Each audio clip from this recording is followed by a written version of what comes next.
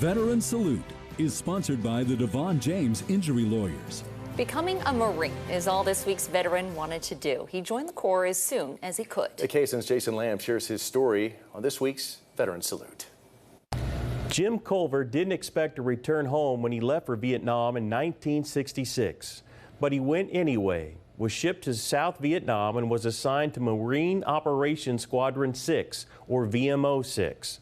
The Marine veteran wanted to share his story with us, but he was recently diagnosed with ALS, Lou Gehrig's disease, and the condition quickly robbed him of his ability to speak. Jim Culver uses communication cards and the assistance of his wife, Veda, to tell me when he knew he wanted to be a Marine. You tried to join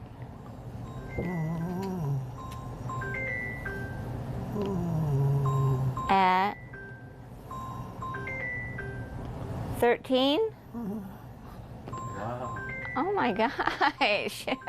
Instead, he had to wait to join until he was 17. I always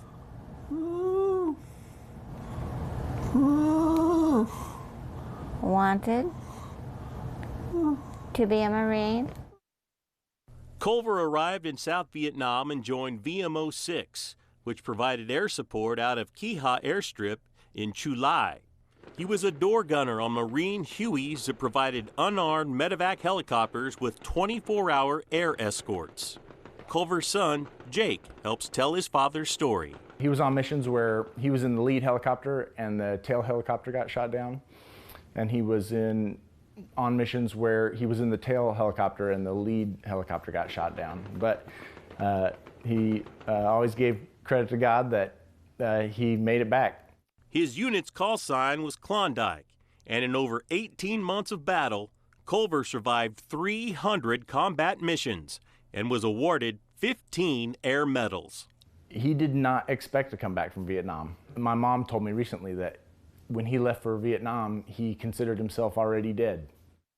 Culver was stationed in Minneapolis, St. Paul in 1969, where he repaired the hydraulics of the C-119 and tended to funeral details for those killed in action. He would go around transporting fallen soldiers to their final resting place and handing flags over to grieving parents. Culver moved here to Wichita in 1971 and went to work for Cessna. He retired in 2009 and started his own motorcycle towing business, Klondike Motorcycle Medevac and Transport. Even in the fight for his life, Culver remains a proud Marine. He always gave me the impression that serving your country was a way to make your life worth living. Jake would follow in his father's footsteps and join the Navy. Coming back to raise 4 kids after spending 18 months in Vietnam, in a culture with all that new technology and all the changes that were happening, and protests and being called a baby killer, and still persevering to do your best. Life is hard, but I'm proud to have my dad as an example of how to live a life worth living.